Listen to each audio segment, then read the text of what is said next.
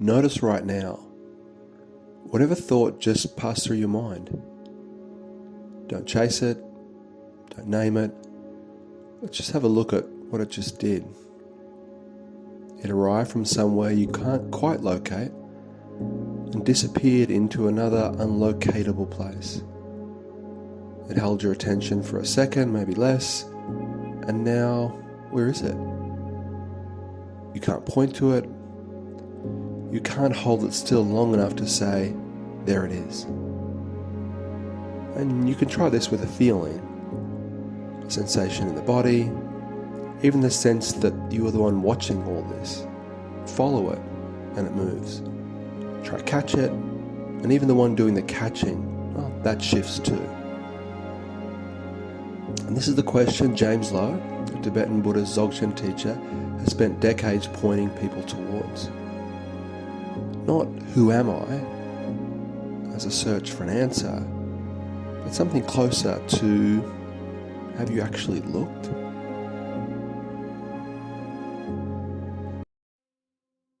And for most of us, this question, have you looked, feels like it's already answered. It's self-evident in terms of when we look for where am I. It's very simple. There is a private interior world, which is made up of my thoughts, feelings, physical sensations, memories, and that interior world is me. I have skin and a body, which is a contact boundary between me and everything outside of me, which is the world, our environment. So me is my interiority, and not me is the external world. And life is just me pottering along, going through time and space, having experiences, going through events. And the assumption is beneath all of those going-ons, there is a fixed, permanent me. And it feels so solid and so self-evident that we don't question it. We don't really look to it. But you just did. And when we go to look for what's there, that solid sense of self that's there, we discover something that's not solid. That's something that's moving and changing. As we look towards what's there, we see thoughts flickering, coming in and out, emotions arising and falling, physical sensations coming and going. And what we see when we look is a constant, ceaseless appearing and vanishing. Appearing and vanishing. At the core of what feels like our interior selfhood. So where exactly is this permanent me that's supposed to own all of it? Then the longer you look, the stranger it gets. Your sense of self changes depending on whether you're with friends, alone, grieving, falling in love, listening to this right now. Nothing stays still long enough to confidently say, look, there it is, that's me. And the one doing the looking isn't fixed either. As soon as you try to locate yourself as an object-subject, me, looking for myself, that whole setup shifts. Attention moves, perspective changes. It's a bit like trying to nail water to a wall. Nothing can be pinned down. And the thing trying to do the pinning can't be pinned down either. Not because nothing exists, but because what exists isn't fixed in the way that we assume. Now, when I really let this in, I find it both unsettling and somehow a relief. And ease comes from no longer having to hold everything in place. And Low points at exactly this. As he puts it, the mind is not a thing, and this is our profound freedom. He isn't saying the mind doesn't exist. He's saying we've misunderstood its nature. We've treated something living though it was an object, something responsive as though it was fixed. As our habit is to move away from experience towards explanation. A feeling appears, we analyze it. Someone says something difficult, we interpret it. Before we've fully met what's here, we've already replaced it with commentary and memory. Low's instruction runs the other way. Don't try to understand what's arising. Don't try to make sense of it. Just stay with it, because it discloses itself. Now, this is an unfamiliar instruction. We're so used to believing that understanding comes from stepping back, analysing, and forming conclusions. But what if clarity comes from staying close, not from rushing to convert an experience into something we already know? Think of jazz musicians. If each player arrived determined to play exactly what they'd practiced yesterday, there would be no music, only repetition. Music happens because each person stays available to what the others are doing, listening, adjusting, responding. And life, and our sense of self, is much closer to this than architecture. It isn't something fixed that we move through, it unfolds. And Low returns again and again to this word, freshness. Freshness doesn't mean pleasant. Some moments are painful, some ordinary, some heartbreaking. Freshness means unrepeated. This moment has never existed before, and it will never exist again. But if we're constantly filtering the present through what we already know about ourselves, about others, about how things should go, we don't actually meet this moment. We meet our idea of it. And perhaps that's the first shift. Not a new belief, not one philosophy traded for another, just noticing. What if what I am isn't a thing at all? Something happening, something relational, something unfolding. Right here, before I've had time to turn it into an answer.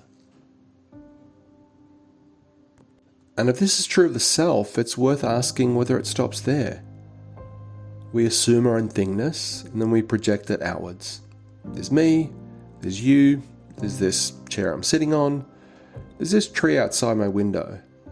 Reality appears to consist of separate objects that just occasionally bump into each other.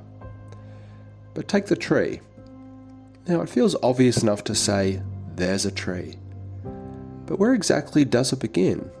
Where does it end?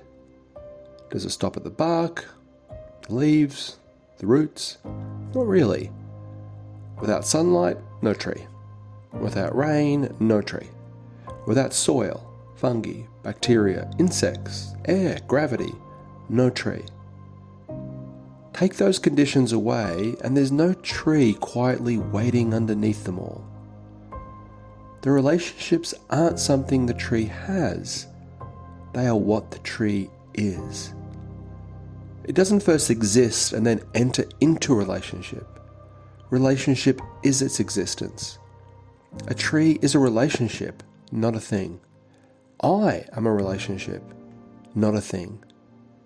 And you are too. We don't have a relationship with life. Our lives is the relationship itself. And Buddhism has a name for this, dependent origination. It sounds abstract, but it describes something very ordinary. Nothing exists on its own. Everything arises through causes and conditions. Nothing has an independent existence of its own to fall back on. Which means the boundary between you and the world isn't much of a boundary at all, or a wall. It's more of a fluid, porous interface. We usually imagine life as something that happens to us. But what if experience isn't something we have or possess? What if experience is simply what existence looks like as it unfolds? Not my experience, not your experience, just experience. Always moving, always relational, always happening here. These words are shaping your thoughts right now. Your memories are shaping what these words mean. Your body, your breathing, the room around you. None of it sits outside this moment. It is the moment. And this is where the question itself starts to change.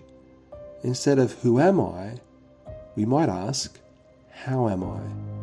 Or more simply, how is life unfolding here? As who and what search for something fixed, a noun, a conclusion. How stays with the movement, with the relationship, with the participation. Life as a comma, not a full stop. Not a thing, an ongoing conversation. And at this point, you might wonder what difference any of this actually makes. It makes a great deal. If I believe I'm a separate, fixed thing, then it makes perfect sense to spend my life managing that thing and everything that threatens it. So I'm left improving it, protecting it, defending it. The whole project of modern life gets organized around maintaining an identity. Not because we've done something wrong, but because we believe that's what we are. And this runs deeper than the surface of modern life. Wars get fought to defend it, wealth gets accumulated to secure it, whole civilizations are built around the same quiet, firmly held belief. We are things, not relationships.